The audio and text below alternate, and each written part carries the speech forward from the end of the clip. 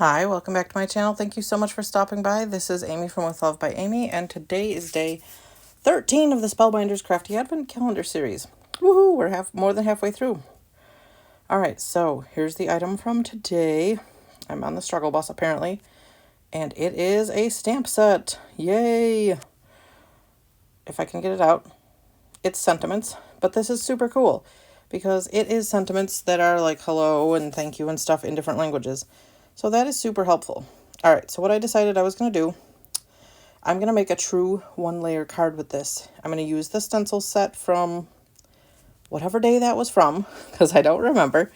And we're going to make it kind of like a Christmassy card, but just write hola. We're going to use the hola sentiment on the front of it.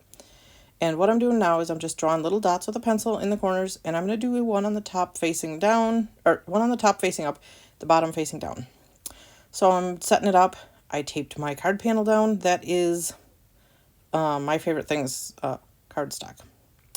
And we're going to, I can't talk today. We're going to also tape down the stencil.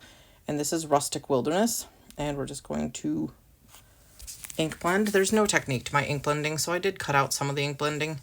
I just left enough there so I could talk over it.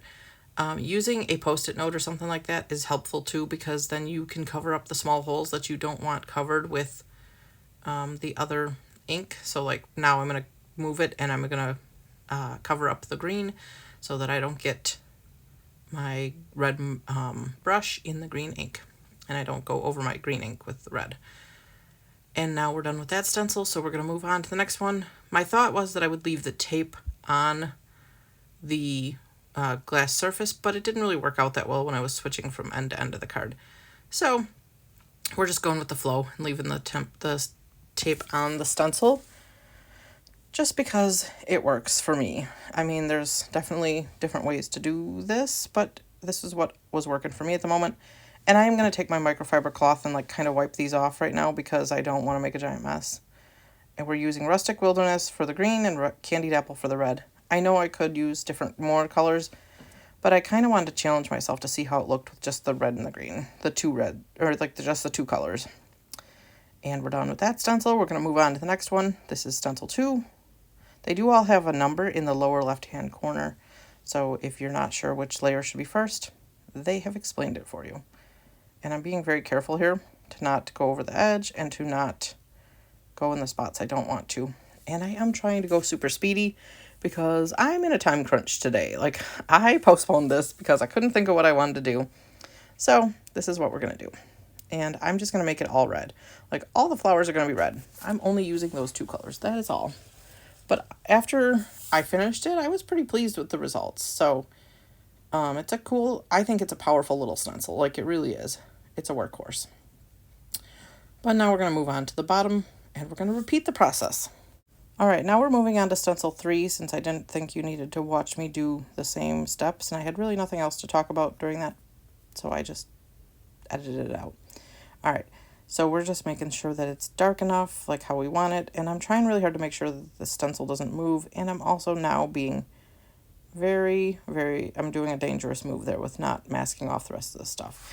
And I'm noticing that even though I'm adding more layers of ink, you're not really seeing what goes on in the center circle of that flower. And you know what? It doesn't really matter. Like, I think it's still pretty cool, like how you can to some extent see the different layers, especially with the stems of the plants. So that's what matters, is the plants more so than the flower. The flower still looks cool, even though you can't see the varied layers of ink. But I really like it. And I definitely think that this will be one of the stencils, or one of the things from this advent calendar that will probably get more use in the future from my, in my crafting. Yeah, that was a mistake there. All right, now we're done with all that. We're going to, I'm sorry, I'm bumping the camera so much as I'm doing this. We are just erasing the little pencil marks that we put in the corner, and we're in the home stretch because the last step is going to be putting the sentiment on. And I thought about embossing the sentiment, but like doing heat embossing, but I just decided to make it like truly a one-layer card. There are lots of things I could have done differently, but I like this. And we're going to use my very favorite sentiment ink, which is VersaFine Onyx Black, right there in the center. And it's perfect. That is literally the best sentiment ink in my opinion.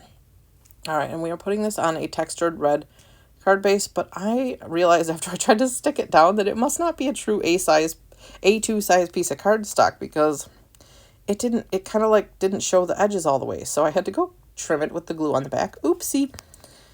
But I just had to wipe my trimmer off after I finished before the glue dried, so it didn't make a giant mess on my trimmer. And now we're going to put a white panel on the inside of the card because it is a darker red, and I wasn't sure that my interior message would show up if I didn't put a red piece of cardstock. And here's the finished product. Leave me a comment down below letting me know which sentiment is your favorite. Thank you so much for watching. Have a great day. See you soon. Bye.